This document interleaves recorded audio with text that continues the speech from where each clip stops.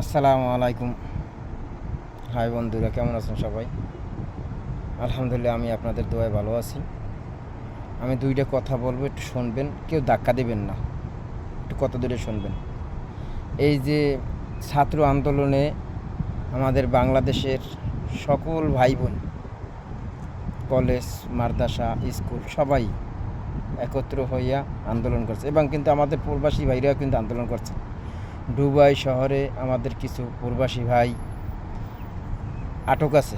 আপনারা যে যা সবাই পাইয়ে যাবেন, কিন্তু এই যে প্রবাসী ভাইদের কথা বললেন না, এদের একটু ছাড়াবার ব্যবস্থা করেন, যাতে এরা একটু ছাড়া পায়।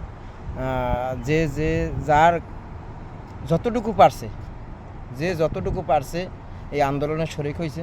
কিন্তু সবই ঠিক আছে, কিন্তু আমাদের এই প্রবাসী ভাইদের দিকে আপনারা একটু তাকাইয়েন।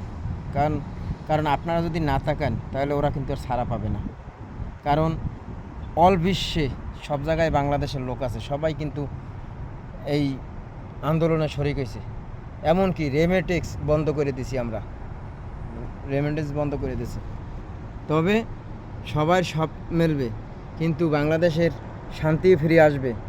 কিন্তু আমাদের এই প্রবাসী ভাইদের দিকে একটু আপনারা তাকাইয়েন, যাতে ওরা ছাড়া পায়, যাতে ওরা একটু আবার বাইরে দিতে পারে। ওরা কিন্তু এখন আটকা।